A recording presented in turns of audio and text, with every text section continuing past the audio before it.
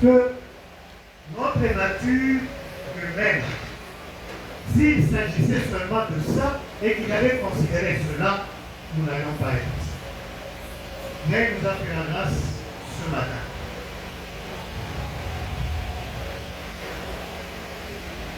Nous sommes en train de parler de l'évangélisation, mais pendant que je réfléchissais à l'évangélisation, il y a un aspect qui m'est venu à l'esprit.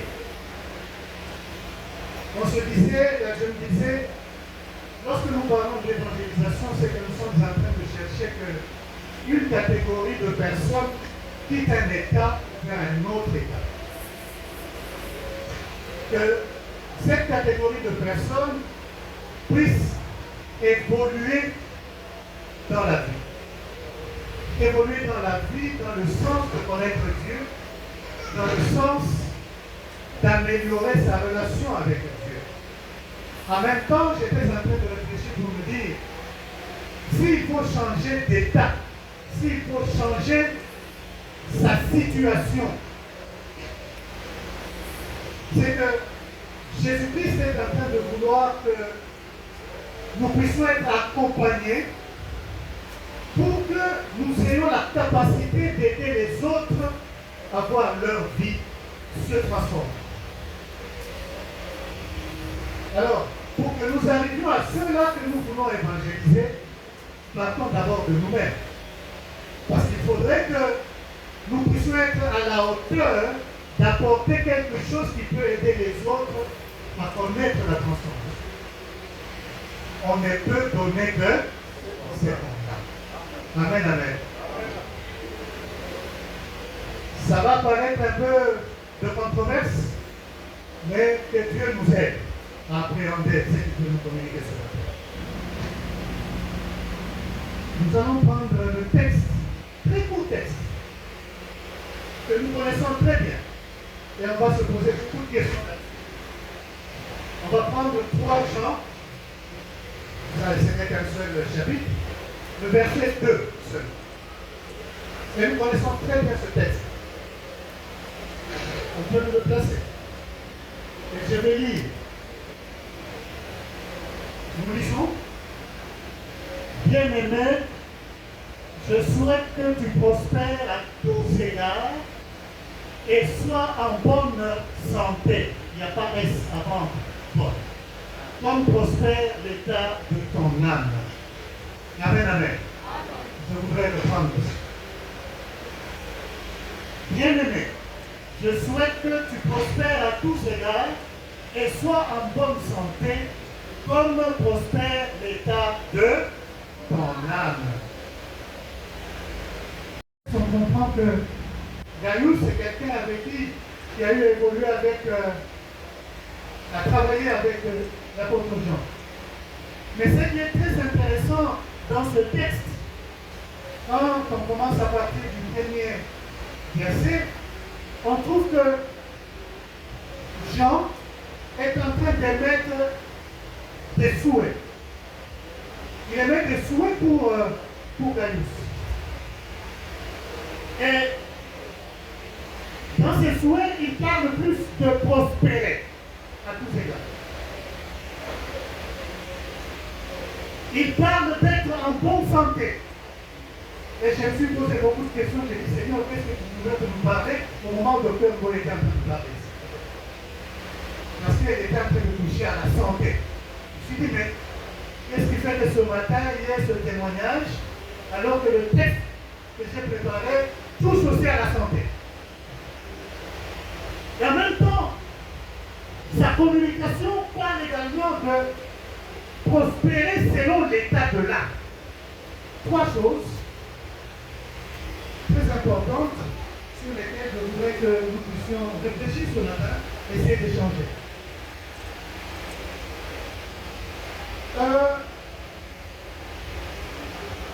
J'ai intitulé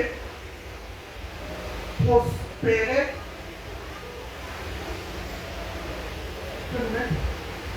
C'est mon Dieu, la prospérité, c'est mon Dieu.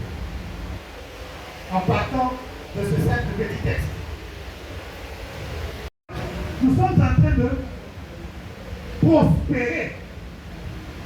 Nous allons d'un état à un autre. Mais parce que notre mental est seulement limité à la richesse financière, nous ne comprenons pas que, au-delà de la richesse financière, il y a d'autres types de prospérité auxquels nous avons droit. Parce que Dieu a disposé de manière à ce que, pas seulement que nous puissions évoluer sur le plan financier, mais que nous puissions évoluer dans tous les états. Et c'est pour cela que je bouge maintenant.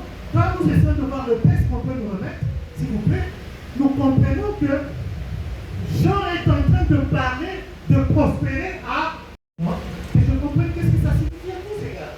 Parce que ma pensée à moi, en tant qu'humain, c'est de dire prospérer signifie que j'ai seulement beaucoup de richesses, que j'ai de l'argent dans mon compte en banque, que j'ai de l'argent dans ma maison. Mais quand tu dis à tous égards, qu'est-ce que tu es en train de vouloir me communiquer? Et c'est là que je vais comprendre, bien aimé, que à tous égards, ça signifie sur tous les plans la prospérité sur tous les plans. Lorsqu'on focalise l'attention seulement sur un aspect, eh bien, ça devient le cœur de notre vie. On oublie d'invoquer le Seigneur dans les autres aspects de notre vie. On oublie d'invoquer le Seigneur dans les aspects, les autres aspects de notre vie, à tous égards.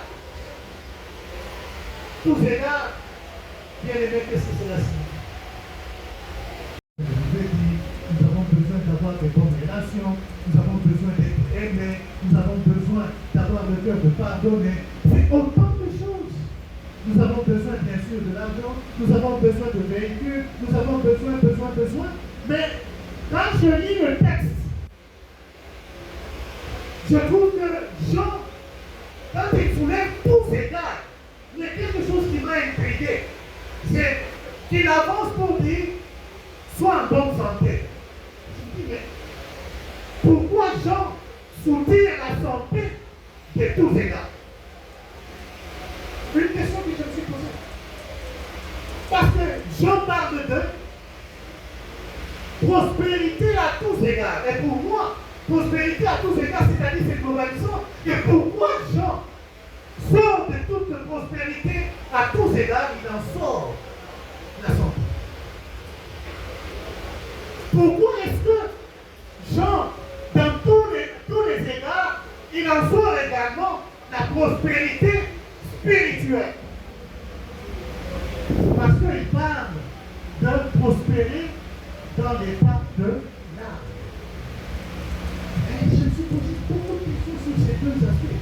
Pourquoi est-ce que tous les aspects qui sont importants, parce que Jean en parle à Gaius, mais il en sort les deux.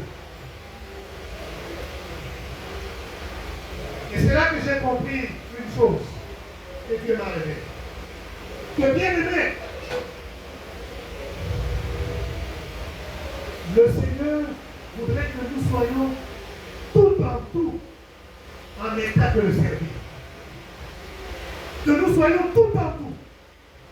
Et lorsqu'il parle principalement de la santé, la tendance qu'on a, je ne suis pas médecin, mais je voudrais toucher à certains aspects, je pourrais être corrigé par le médecin.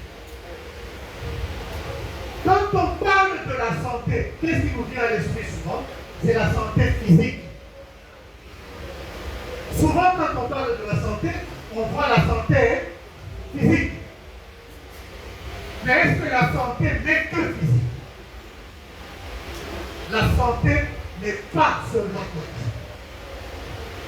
La santé est multiple.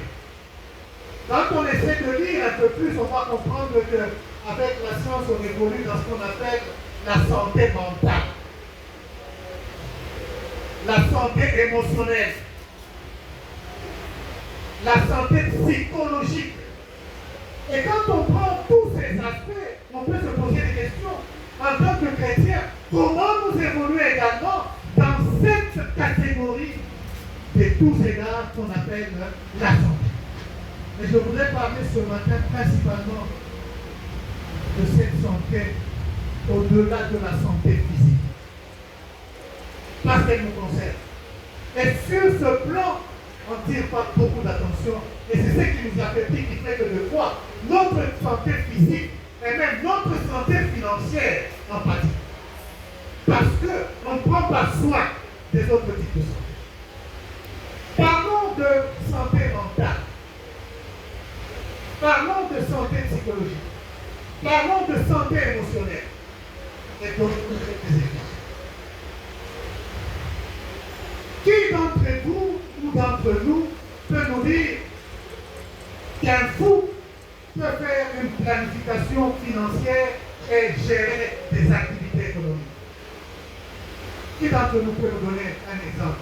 Avez-vous déjà vu un fou s'engager sur les activités économiques et financières? Vous en avez comme exemple? La santé mentale ne permet pas d'évoluer sur d'autres aspects. Qu'est-ce que vous pouvez dire?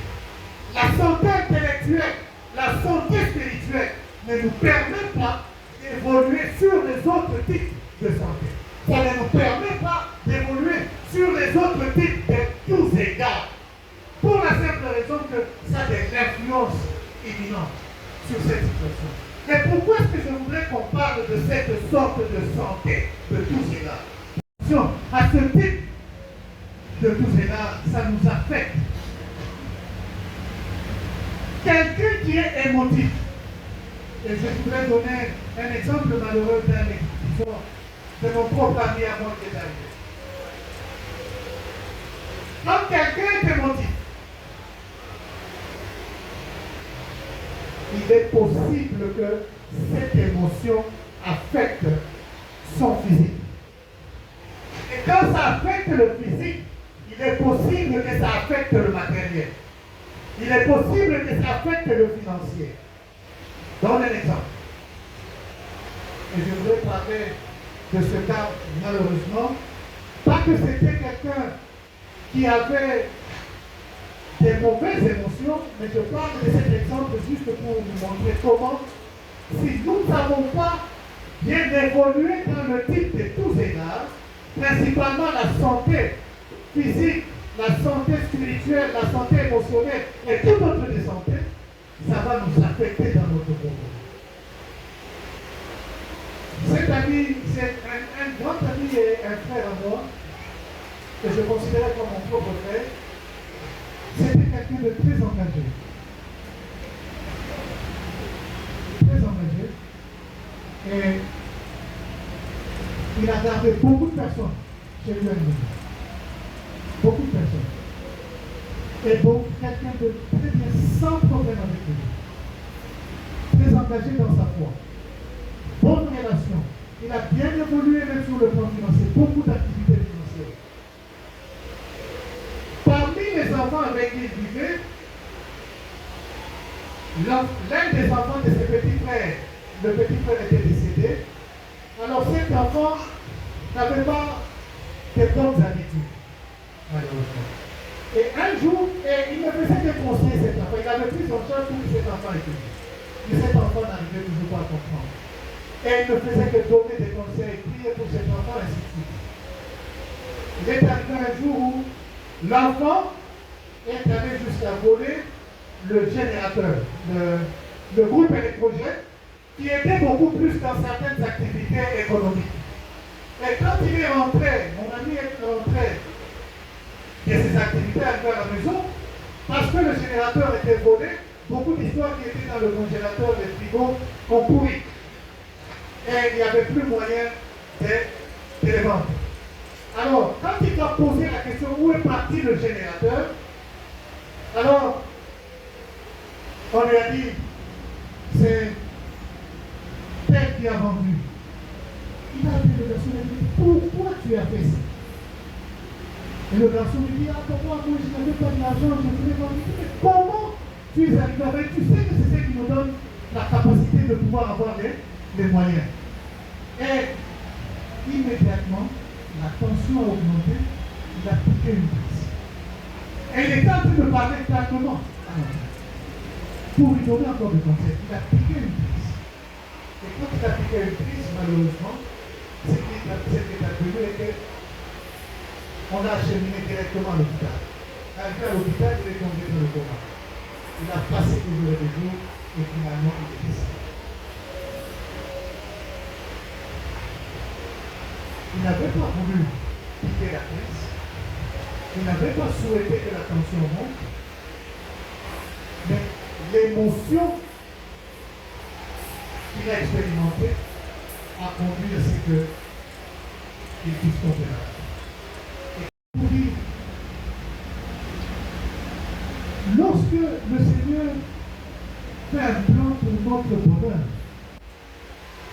il le fait, mais nous avons une responsabilité. Nous avons la responsabilité de savoir nous gérer. Il est de notre responsabilité de savoir comment nous pouvons évoluer de manière à ce que nous puissions arriver à bénéficier de ce que le Seigneur a prévu. Je vous ai donné l'exemple du foot. Comment un foot peut arriver à faire des activités commerciales. Qu'est-ce que je voudrais dire? Bien aimé, c'est juste pour dire que même par rapport à notre propre santé, combien de fois Même moi ici, je suis enquêteur. Un mauvais exemple. Je ne peux pas suivre. Okay? On nous dit souvent, quand vous avez l'hypertension et les médecins sont là, la première des choses, diminuez le sel. Diminuez le sel. Okay? Et puis après, quand tu vas voir le cardiologue, il va te dire, il faut diminuer les œufs ou je ne sais pas moi, la graisse. Machin. Parce que ça va te... Et bon, il faut faire des exercices. Mais moi, mon épouse, chaque fois, elle me dit, mais il faut faire des exercices. Je suis très paresseux en faire des exercices. Le physique, je n'y mets pas de l'attention. Et dans la plupart des cas, vous allez voir que nous, les Congolais surtout, on voudrait bien l'embonpoint. Même si on sait que les médecins nous ont dit qu'il faut tirer attention. Ne mange pas le sel, moi je mange le sel. Ne prends pas beaucoup de graisse, moi j'aime ce qui a beaucoup de graisse. Quand je m'entête, et par après je tombe malade, Dieu, pourquoi tu m'as ici? Pourquoi tu m'as opposé? Mais, bien aimé, est-ce que c'est Dieu qui m'oublie ou c'est moi-même qui m'oublie? Prospérer, bien aimé, à tous égards, ne signifie pas que c'est la responsabilité seulement de Dieu. C'est aussi notre responsabilité. En tant que chrétien, est-ce que nous nous assurons que même spirituellement, nous sommes en train d'évoluer de manière à ce que nous ayons la possibilité de transférer ce que nous avons comme richesse vers ceux qui ne connaissent pas Dieu? Parce que si je n'avance pas spirituellement, même lorsque je me dis, je vais dans l'évangile, qu'est-ce que tu vas évangéliser? Qu'est-ce que tu vas transmettre? Tu risques d'arriver chez quelqu'un parce que tu vas évangéliser quelqu'un qui ne connaît pas Dieu, qui a déjà pris la chambre le matin. Quand tu arrives là-bas, tu commences à l'évangéliser, il te donne un coup. Tu oublies aussi que tu es chrétien, toi aussi tu fais quoi? Toi aussi tu donnes un coup.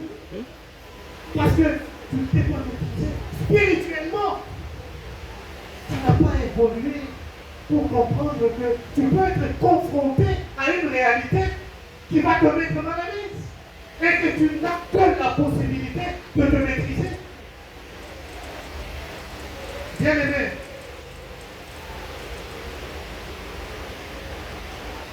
le souhait de prospérer à tous égards,